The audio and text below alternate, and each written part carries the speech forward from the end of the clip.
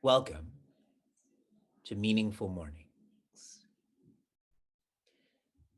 What do we do in Meaningful Mornings? On Saturdays, we walk. On Sundays, we talk. And Monday through Friday, what do? Sing, correct? Gita.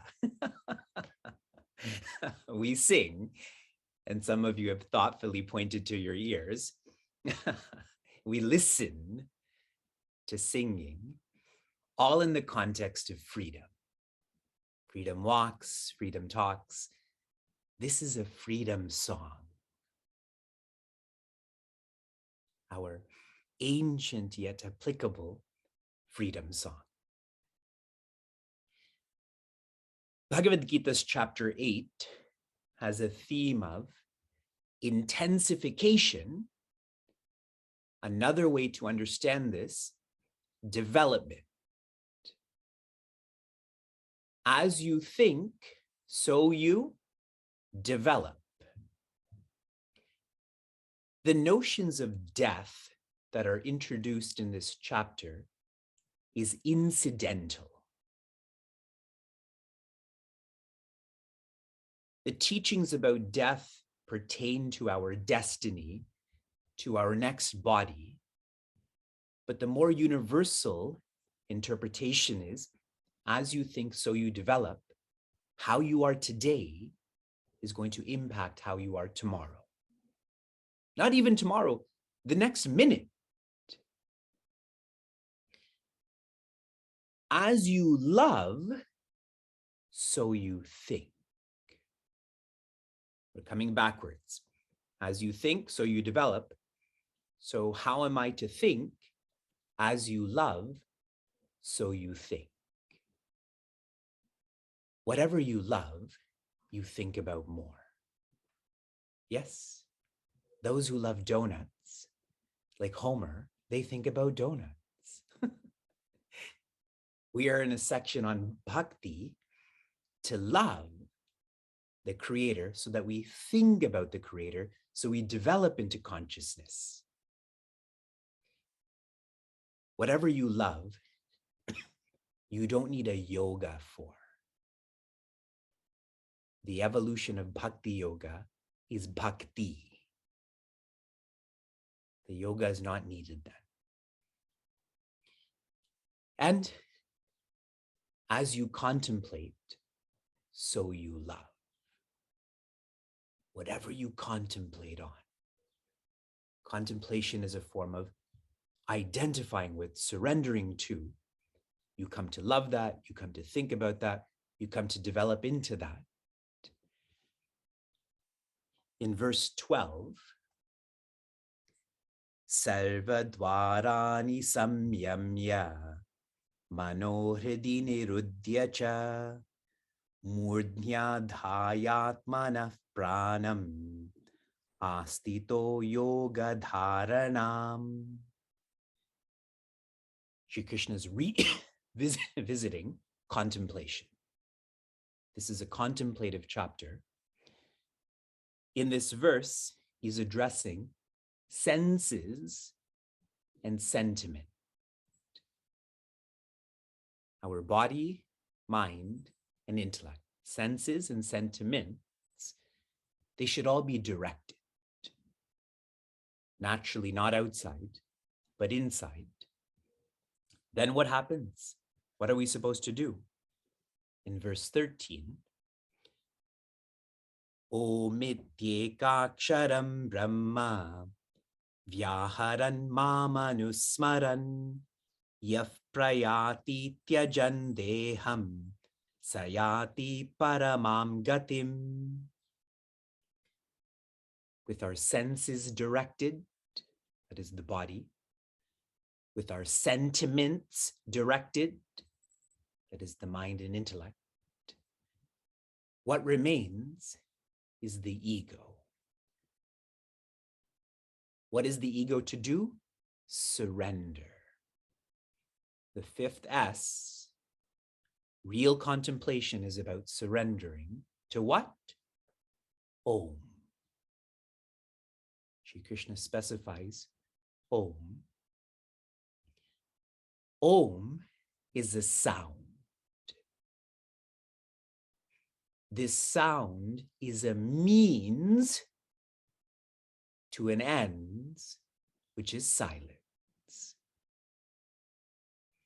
Those who are captivated by the sound of Om, that is lovely, but that sound has a purpose. The purpose is silence. That is the fourth facet or the fourth letter of Om. Shared in a more Sanskrit way, Om is like Shruti. Shruti means Veda. Shruti means that which is heard or listened to. What is Shruti directing us towards? Sat. Existence, awareness, joy. What are we to contemplate on? Contemplate on Om. Om will guide us like a tugboat guiding a ship to the sea, will guide us to Brahma.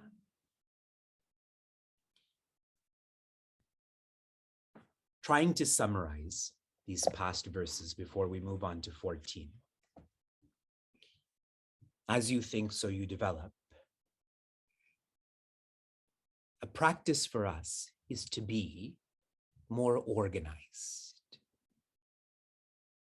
Be more organized with every facet of your life, every day.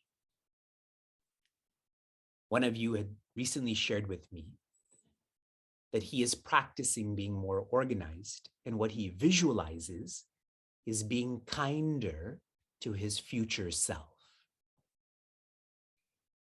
If you washed your dishes last night, weren't you kinder to your future self as in this morning? Yes. Be more organized.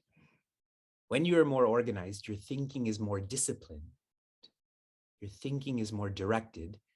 It's a training in being a contemplator. Do you all resonate with that? Now, that could be more of a secular mindset, so I'm not done.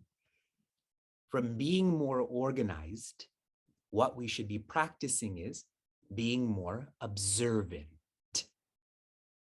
That's what we have to tune into, but you can't be observant if you're disorganized. Be more observant. Observant of all.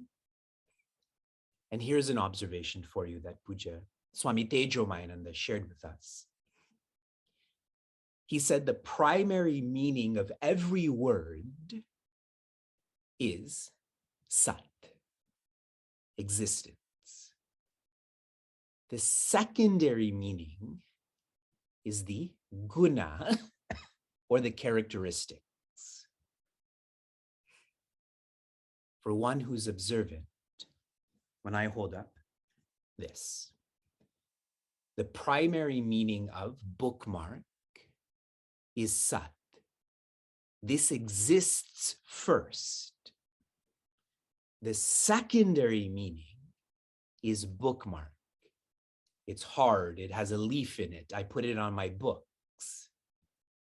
That's the observation that we have to train ourselves in to be more authentic and deep. Verse 14, if then.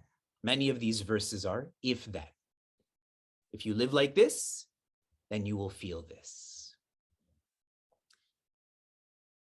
Ananya cheta satatam yo mam smarati nityashaha tasyaham sulabha partha nityayuktasya yoginaha. As you think, so you develop. What should one's thinking be like? Satatam. Tell me in English what satatam means. In Hindi, I think there's a word called satana, which means to bother, something like that. You know how people who bother you are always bothering you? So satatam means perpetual, always, no conditions. One should be thinking about joy with no conditions. We use the terminology of independent joy. This can only happen if ananya chetaha, one is not thinking of articles, beings, and circumstances. Vivek will only think of joy if Vivek is not thinking about articles, beings, and circumstances. For those who are newer, this sounds very impractical. As I'm driving, joy, joy, joy. There's no such thing as stop signs, no speed limits. The implication of this is to not think that articles, beings, and circumstances are going to make you joyous. They're not going to make you joyous. If that's clear, then you will start to think of the source of joy perpetually. Yaha. Tell me in English what yaha means. Yaha means you. Whenever you see that word, yaha, in English, it's Y-O-U. Mam, that is Sri Krishna, smarati nityashaha. The one who's not thinking about articles, beings, and circumstances, that is you. What are you doing? Nityashaha means perpetually thinking about me. In Pujaswami Chinmayananda's commentary, Nityashaha has been translated as daily. I'll swing over to Kata Upanishad for more reflections here. One portion of Kata Upanishad is where the Rishi, that is Yama, is offering to the Shishya, that is Nachiketa, lots of articles, beings, and circumstances. The best. And this disciple who is brilliant says back to the Lord of Death, Swobhava. What you're offering me is Swobhava. This is made up of two words. Shwaha means tomorrow. Shwaha means tomorrow. Bhavaha means will last until. So what this disciple says to the one who's giving, everything you're going to give to me will only last until tomorrow. Don't we already know that? Just think of indulging in food. How long does that apparent joy last? But if you observe this word more, shwaha, abhavaha, that means it won't even last until tomorrow. The first meaning, it will last until tomorrow. Abhavaha means it won't even last until tomorrow. the more observant we are about our own experiences, that whatever joy I've experienced in my life through A's, B's, and C's, it didn't last. Not tomorrow, not today. Tasya, such a seeker, a jignasu, aham sulabhaha partha. Prince Arjuna, for such an insightful seeker, being with me is sulabha. Sulabha means easy, natural. As you contemplate, so you love, so you think, so you develop naturally. And our experience proves this. Whatever we thought was difficult when we started, the more we contemplated and loved and thought about it, it became easy. Driving, cooking, speaking, walking, relationships. What is critical for our growth in terms of this quarter is to have the right role model. A role model for whom living like this is effortless. Because the more you revolve around such a role model, you come to feel it is possible for me to be like that too. This grows to, it's probable for me to be like this. And this grows the more that this is my potential too. But without that role model, we will always feel this is not sulabha. This is hard, even to the extent of this is not possible, not applicable to me. Nitya yuktasya yoginaha. This personality is a yogi. Why? Nitya yuktaha.